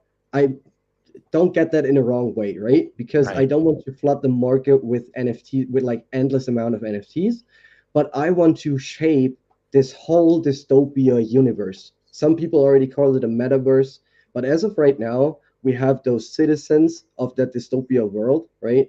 Yeah. Because all of them are kind of like people, they Right. are PFPable. Yeah. And as of right now, I'm basically working on the setting of dystopia. Like there is a huge lore behind it. It's very lore and storytelling driven in Hmm. general, and I Hmm. kind of want to expand that even more. And Nice. hopefully, in like 6 to 12 months, if everything like, should I tell you what my actual super total goal would be with everything? Not Yeah. quite sure if that's going to happen with Say, but I would like to create some kind of a pop-up museum around here, right, with digital frames, because that is something that is very underrated yet in Austria. But we have like that huge student space around here, especially like German students that are kind of interested in that stuff. But that is something that is kind of missing. And like bringing Web3 more to the Web2 space through artwork on blockchains, right? And present it in there. Also have some, maybe some seminars, whatever you can think of. But basically, like bring in all of that things that we have now on Say and also on other blockchains, but most likely, of course, for my own project into the real world. That would be Yeah. my ultimate goal. Not Yeah. quite sure if I'm going to achieve that in like 6 to 12 months, but I'm definitely going on with that until I get there. Love the vision, man. And that was the question. So you gave us the future vision. It was fantastic. So moving on to the next part, which is I always ask this question then. You host the space. You've been part of hundreds of spaces. You've listened to podcasts. You've now been through the midlife crisis experience. How feedback, thoughts of this experience compared to other things that you see in the Web3 space? Man, I loved it. Like for real, I loved it. To be honest, as I already told you before we got started, I was a little bit nervous in the beginning, right? Throughout the day, because I thought, man, that is more like a personal experience around here. And, I'm getting taken onto a hot seat or something like that. But it didn't turn out any way like this. I really love this format, for real. So, as I already told you in the beginning, it's like the Joe Rogan Experience 2.0 Web3 edition, right? Yeah. And I love that vibe around here. Like for real, man, you're doing an amazing job. Thank Keep you, on man. going with that stuff. I And I really hope to appreciate it. see many, many more interesting people around here. For me, it was so damn personal, more Yeah. personal than actually in a space or something like that. I Yeah. didn't catch me a single time doing some other things, despite like sharing that live stream in my community, for example, and like Right. retweeting it. But besides that, I never caught myself throughout those, yeah, almost 2 hours doing something else on my screens, which I usually do when I'm in spaces or stuff like that, Like it was very, very personal. And we had a great vibe, at least for Yeah. me. Like it was an amazing experience. And yeah, man, keep on going. I loved it. I Man. loved it. Means the world. Wonderful. Think means the world. This is exactly what we're trying to do. And it sounds like I made you feel comfortable, like I promised you I would. Absolutely. And yeah, no, dude, thank you so much. Boris gives me chills every time I hear that. So thank you. I would say my closing comments, and then we'll call it a day. And my closing comments are, you're just a genuine, authentic human being. The Web3 space needs more of this, and I think I just, my gratitude, especially going through the stuff that we were talking about, the courage it takes to share that stuff, man, is just people really don't understand it, especially if you haven't been through it. People that have been through it understand. Actually, I think people that haven't even been through it probably just being vulnerable, no matter what it is that you're talking about, is just such a hard thing to do. So that means the world to me. I say this to most founders, but I truly do mean it, is your time is the most valuable thing you have. I know that you're uh, not currently, on your full-time schedule, but still time is the real currency, especially as you get older. And we just spent 2 hours talking, believe it or not. Felt like 15 minutes because we were having such a good time. uh and in three, one of the I you reached out to me, but you were on my list to reach out to, because I think your artwork, again, because of what I've gone through, hit me deep, man. Like it's a very impactful. It elicits an emotion when you look at it. uh and I love that you did it because you had a why and you had a meaning behind it. And I think that's one of the biggest things, other than the mental health conversation that we had, that people, I hope, walk away from this is find a why, pursue that, uh, and model yourself out a lot of things that our boy Felix talked about. Man, he's got a lot of amazing traits. Now let's all embrace that and move forward together. And then finally, man, friendship was born online at that virtual campfire that I was telling you about. We're going to have many more conversations in the future. Let's learn, let's win, let's grow together, brother. Man, I appreciate you so much. I appreciate that really means a lot to me. And I think that was the start of a beautiful friendship. beautiful Thanks, friendship man. and connection in the future. We Absolutely. definitely should stay connected, like even Well, more now. we got our I'm dates. definitely I'm down for popping it. on your space. We're gonna have a good time. And with Sounds that good. being said, people, the Midlife Crisis show has been coming to an end. Unfortunately, we could have talked for another 4 hours. I'm going on vacation next week, but I do have imaginary ones coming up soon. They have a massive bubble token drop coming up. Token is the meta. I've become good friends with their co-founder or their founders. A bunch of other people on the list. I actually talked to, I don't know if you saw the Say Ninja Turtles tweet recently. That guy, we already talked, Nug Doc, super cool guy. He's going to be coming on the show here sometime soon. He's got a lot of ideas. And we had a really good conversation about you can make a project to just make artwork and build community. It doesn't have to be $1 billion enterprise and people make gobs of money. Like there's something there. So I can't wait to have that conversation. Thank you all. Felix and I love you. Midlife Crisis is out.